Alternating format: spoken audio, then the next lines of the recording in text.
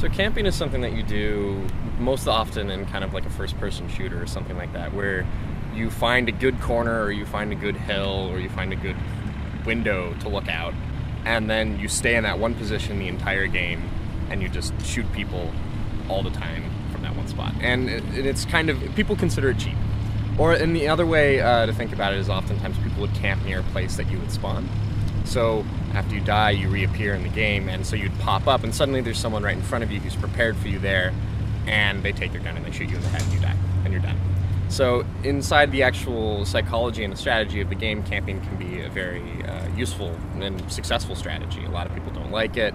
A lot of people complain, and a lot of people think it's very unsporting of them, and I think that's kind of a thing. It doesn't seem very sporting-like. It kind of ruins the game for a lot of people.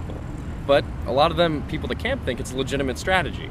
So there's something to be said about that too. But it has its limitations, right? If you're in the same spot all the time, people know you're there, they can gang up on you. So there's definitely, there's a lot of implications for what camping is. I think that we can kind of talk about it in a number of ways. Like one of the ways is like cybersquatting. So taking a domain that you know a particular person or a particular corporation or whatever that might have like a branded name or something like that, and then just squatting on it, waiting for them to come to you, and then going, aha, look what I've got, let me sell it to you. I think, it's kind of, you can think all the examples like porn.com or something like that were sold for millions of dollars, but ended up not actually getting used, things like that. So the person who cyber squatted, they camped them, they got them right away as soon as they came to the spot. And so you can think about it like that. And another possible way I would think would be IP trolling, intellectual property trolling. So someone who just essentially patents something and waits for someone to come along and invent it, and then hit them with a lawsuit right away.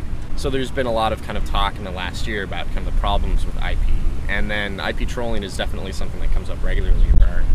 There are companies that are suing people immediately for creating products with tiny little design decisions that they invented, that they patented back in the 1980s, which technology wasn't even available then, but they had the patent anyway. This most often seems to happen in the United States, but it happens elsewhere as well. So they're camping, they're waiting for people to show up, and then they get them.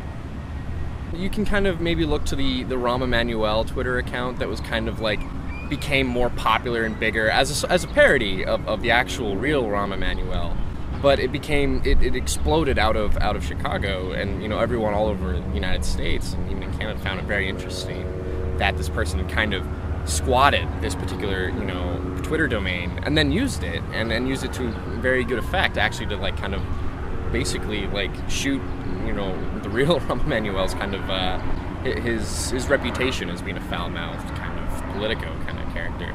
So he camped that and he used it effectively, and it was funny, and it wasn't mean-spirited, but it was also very effective use of that.